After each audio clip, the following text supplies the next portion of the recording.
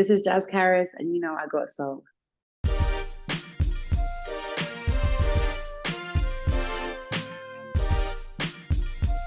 Like I was just saying, Shay Universe, I just spoke with her 2 or 3 weeks ago, maybe a month.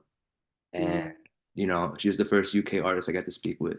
So I'm obviously excited to speak with another one because I love everything that's coming out of it. From Jack James, the flow to now you. Your stuff, I checked it out, it was amazing. Your voice is amazing. Thank And you. now I just have to, I have to know what started that love for music. Um, and just tell me a little bit just about your journey to this point and who you are so the readers can really get to know you. Well, thank you, first of all. And I started music. I think my interest in music started with playing the piano and dance, actually. That I was in choir from really young age. Mm. So I always loved to sing and I just loved live music. And then, yeah, I just started to develop my love for it even more and started doing school talent competitions. I ended up going to a performing arts school to completely like do music. And I had a conversation with my mom, and she was just saying, "Do you like if you really want to do this? I'll support you." But because it was just music I'd be studying, I had to take it seriously. So I told her I was going to, and then yeah, that's kind of just how I ended up falling into the music industry. That's awesome. I mean, I saw it with the press release that you did a little bit of choir, a little bit keys, right? So I feel like that always just adds on and builds up eventually to the artist you become. So just tell me some albums that you grew up listening to that really inspired your sound and just kind of the sound you want to come across with still. Oh, so I feel like I grew up in a lot of like SWV, Erica, Amy Winehouse, Craig David, D'Angelo, that kind of like soul music basically. My mom was really into like funk music as well. So that and gospel, of course. So like Out of Eden, Mary Mary all the time, Kirk Franklin all the time. So it's like, yeah, I think it was very much a soul household. And then soca on Sundays for cleaning.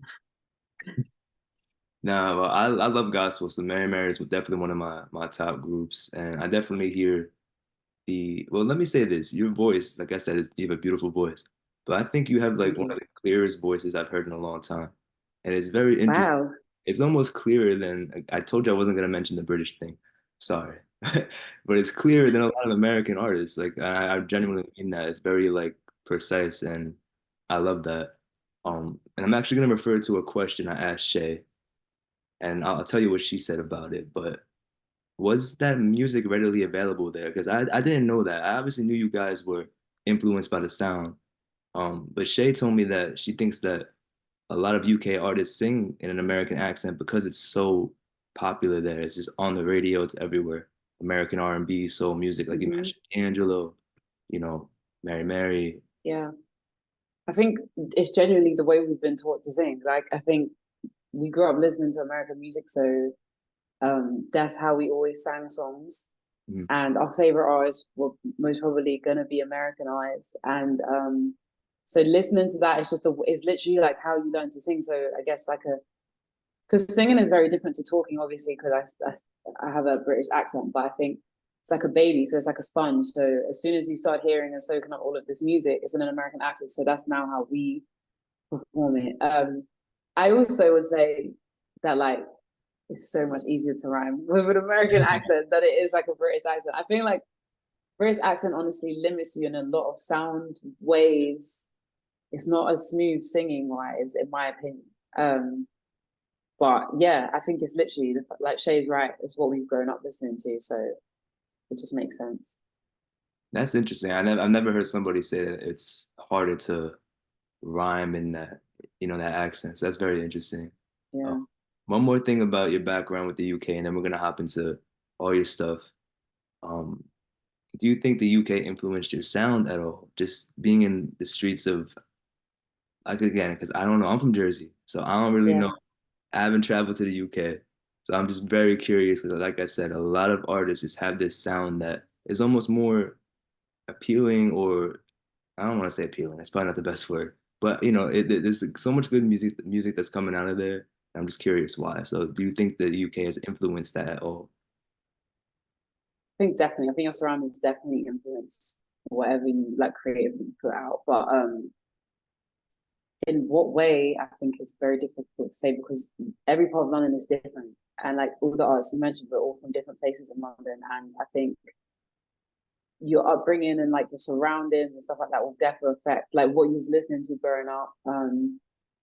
Also just like because we was also listening to a lot of British music, but it might not necessarily have been R&B. So we had like garage influences, and we have like there's rap influence. Rap obviously in UK is different to here in the US. So I think definitely just like for me personally being from South London has like there's a lot of culture there, and I would like to feel like that definitely has influenced my music and like the sounds I use, the people I work with, the topics I even talk about.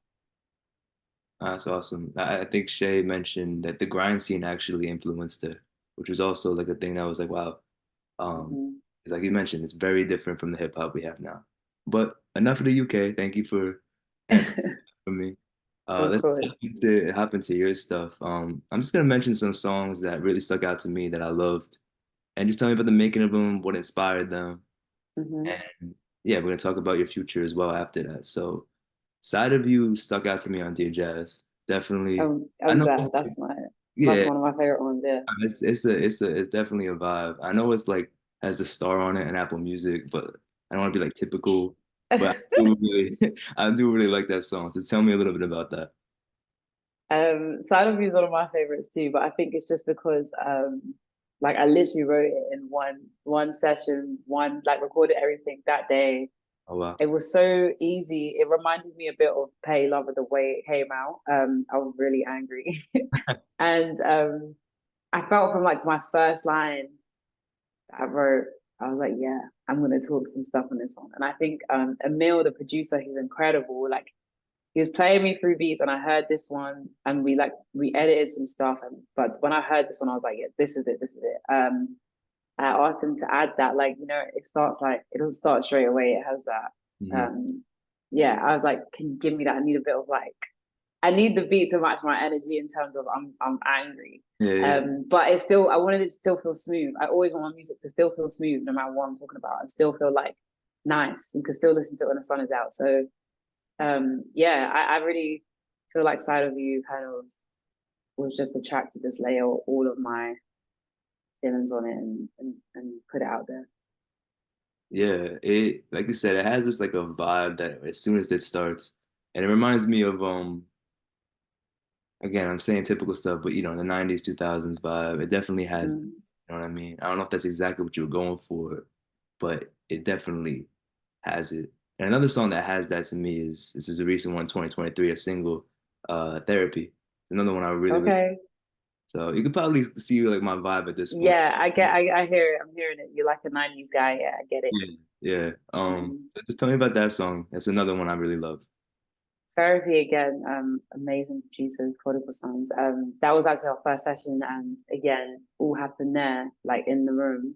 Mm. And originally, I was really at that time focused on Jack the guitarist. I was like, can you give me like a guitar? I want a guitarist that like when you play the song, you know that it's that song.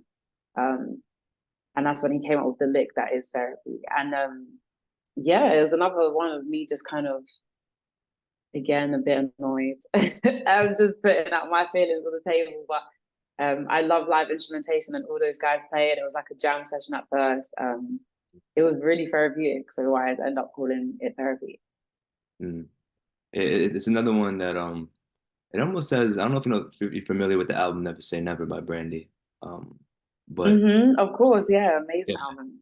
if it's one of my favorite albums, top. I just think maybe some of the production wise and a little bit what you did vocally, it kind of reminded me of that. So that's why I Oh, definitely, thank you. That's a massive compliment. Thank you. of course, of course, it's a great song. Obviously I have to mention this one. I'm a big fan of Tone. You can tell me the whole story, how this whole song came together. Met you at a bar. Um, Obviously, how do I say this? It's such a it stands out because Tone is from the US and you're from the UK, Hmm. but your Hmm. vocals mesh so well together. So just tell me how you guys met, how that whole link up happened. Was it in the studio together, and what inspired the whole song? I actually met Tone like, was it last year? I met him at I was always a fan of him, loved his music like from ages ago before I ever met him. And then I met him when I was out in LA. I think it was at the BET Awards in passing. He was really, really cool guy. Obviously we said we'd get in the studio, but that happens a lot when I said and it doesn't happen. But this one really actually happened, and we linked up again when I was in New York. And we made two songs, and one of them was Met You at a Bar. Mm. I already had like half of Met You at a Bar done. It's actually the same guys that produce Therapy, Oh, Prodigal Sons. Yeah, and I knew I wanted Tone on it immediately. So when I knew I was going to see him in New York, I was like, I'm going to play it. Hopefully he loves the song. He did, and then yeah, like he was vibing to it very fast. Sent me his verse back when I was back in London, and I loved it. I really didn't expect him to come with that kind of point of view, which I was so happy that he did, because it challenged me. It wasn't just a I'm sorry verse, or yeah, it really challenged the point of view, and I really respected him for that. And of course vocally he just kills it. So yeah, that's how that went. yeah, that's again one of my favorite ones. I guess it's the one that really introduced me to you, because obviously I'm a fan of Tone. Okay. Yeah. I guess I was gonna ask this later, but this might be a good segue. Um, do you think like have you hit a ceiling in the UK? I'm gonna refer to Shay again because I really enjoyed her answers to this. What she told me. Do you feel like you hit a ceiling in the UK and you're trying to break into the US space now? Is that one of your goals? Or do you feel like you um still have to grow in both areas?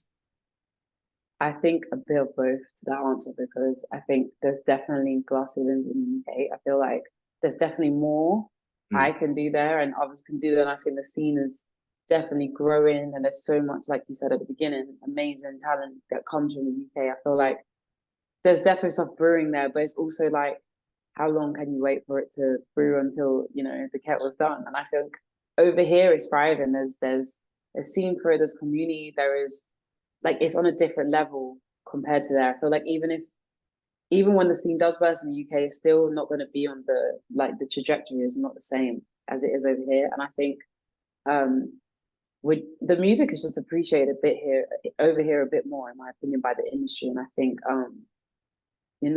we kind of deserve to have that platform with the music we're putting out. I think we deserve to have that platform more than we get in London. So I think it's a bit of both. It's not about, we come from London, we love London, we can't forget our home, but at the same time, we have to kind of go where the music is loved. And right now, that is over here.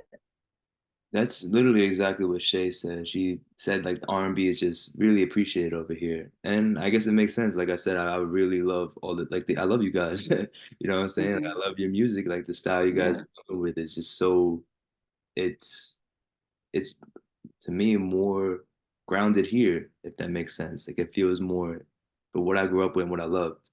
Um, so yeah, thank you for answering that. Uh-huh. And just tell me a little bit about new music. Is there any albums coming? What's it sounding like? Is it gonna sound more like Met You at a Bar? Is it gonna sound more like the stuff off of Dear Jazz?